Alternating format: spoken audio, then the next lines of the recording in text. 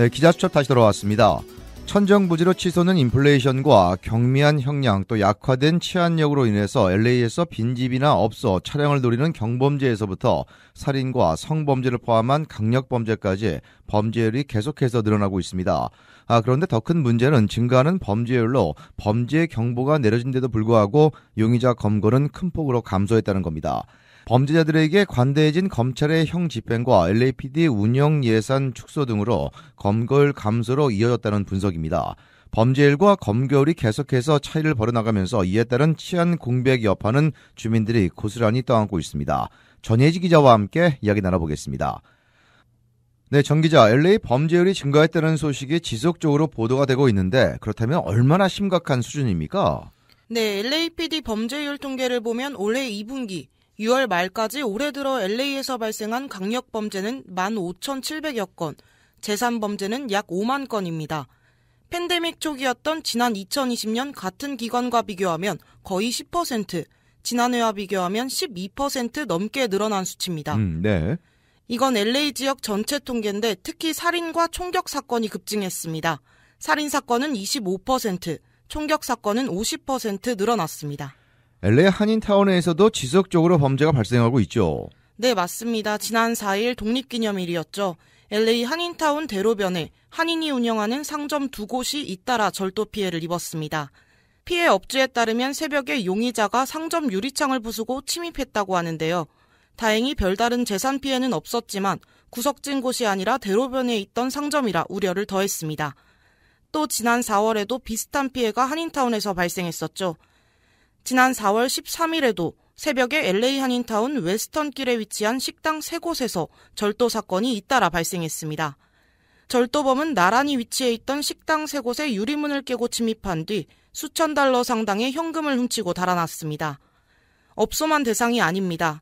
지난 8일 윌셔와 뉴햄셔 인근 한 아파트 내에서 한인 남성 한 분이 자고 있던 도중 절도범이 몰래 침입하는 아찔한 사건도 발생했습니다. 뿐만 아니라 차량 절도 사건은 타운 내에서 트렌드처럼 번지고 있는 상황입니다. 자, 특히 절도 범죄가 많이 발생을 하는데 수치상으로도 여실히 드러나고 있죠. 네, 맞습니다. 앞서 LA 전역을 대상으로 한 통계는 살인 사건이 급증한 반면 LA 한인타운을 관할하는 올림픽경찰서 통계를 들여다보면 차량 절도와 빈집털이 같은 재산 관련 범죄 비율이 눈에 띄게 증가했습니다.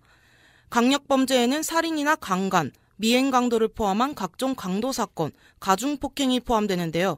올해 6월 말까지 보고된 수치를 지난 2020년 같은 기간과 비교해보면 살인이나 성범죄는 오히려 줄어들었음에도 불구하고 강도 사건이 큰 폭으로 증가해 강력범죄는 총 26% 늘어났습니다. 네.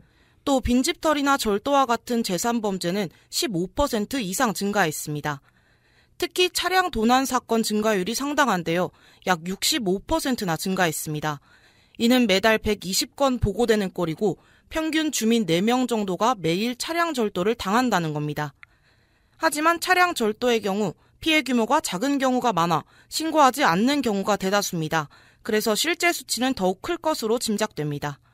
차량 내 물건을 훔쳐가는 건 기본이고 촉매 변환기와 같이 대팔 수 있는 부품, 심지어는 개솔린까지 훔쳐가고 있어 최근 유행하는 유형의 절도 범죄라고 해도 과언이 아닙니다. 네, 사실 매번 지적되는 사항입니다만 범죄율 치솟는 이유 어떤 것들이 있을까요? 네, 우선 지난 2년에 걸친 사회적 분위기를 짚어야겠습니다. 2년에 걸쳤다라고 표현한 건 아무래도 이 기간 동안에 인플레이션이 치솟고 치안이 많이 약화됐기 때문인데요. 바로 코로나19 팬데믹 기간이죠. 뿐만 아니라 팬데믹 초기 당시 흑인 조지 플로이드 사망 사건이 있었는데요. 이 두 가지 요소가 치안 약화의 시발점이라고 볼 수 있겠습니다. 지난 2020년 5월 흑인 조지 플로이드가 경찰들의 공권력 남용으로 사망했습니다. 그런데 시위로 끝나지 않았죠. 다수가 거리로 쏟아져 나와 시위를 벌이던 당시 약탈과 방화 등 소요 사태들이 잇따랐습니다. LA에서도 베버리힐즈, 헐리우드, 한인타운, 다운타운 등 막대한 피해를 입었습니다. 또 주민들은 조지 플로이드 사망 사건이 발생했던 미니애폴리스 경찰들을 넘어 전국 치안당국을 비난했습니다. 이때부터 치안당국에 대한 주민들의 신뢰가 떨어졌고 이러한 여론 형성의 여파는 정계에까지 미쳤습니다. 경찰을 향한 악화된 여론을 의식한 LA시는 LAPD 운영 예산을 무려 1억 5천만 달러 삭감했습니다. 그 여파가 치안력 약화라는 결과를 도출한 거죠. 네, 또 LA 지역 내 범죄에 대한 관대한 정책 또한 범죄율 급증의 한 원인이 됐죠. 네, 그렇습니다. 현재 조지 게스콘 LA 카운티 검사장은 범죄율 급증의 근거를 마련한 인물로 지목되고 있죠.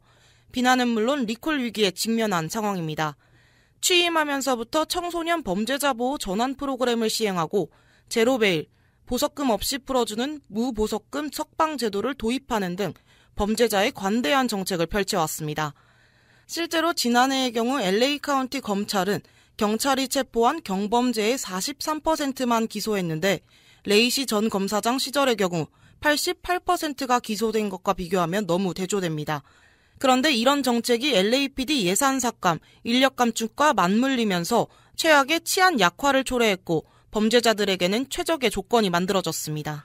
네, 상황이 이렇다 보니까 범죄율이 높을 수밖에 없는데 그런데 이처럼 범죄 발생 빈도가 높아지지만 검거율까지 낮아지고 있다는 통계가 나왔죠. 그렇습니다. 범죄 발생률 증가 수치로 인해 주민들의 불안감이 커진 데 반해 용의자 검거율은 큰 폭으로 감소했습니다.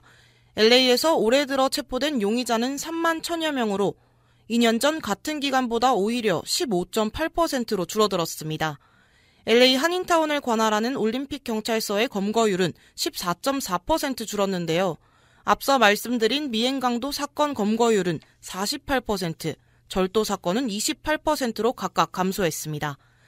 LAPD는 범죄율은 증가하는데 경찰 예산은 줄고 인력도 부족한 데다 범죄자에게 관대해진 검찰의 형 집행으로 인해 경찰들의 사기가 저하되고 경찰에 대한 주민들의 신뢰까지 부족해져 잠재적 증인이 나타날 가능성도 적은 것이 검거율에 악영향을 미치고 있다고 설명했습니다. 네, 계속되는 치안 약화 속에 LA 카운티 검사장의 리콜도 활발히 전개되고 있습니다. 또 LA 시장 결선에 출마한 2명의 후보들도 공약으로 치안 강화를 내세우고 있습니다. 이러한 변화를 통해 LA의 치안 강화로 이어질 수 있기를 기대해 보겠습니다. 네, 전혜지 기자 수고했습니다.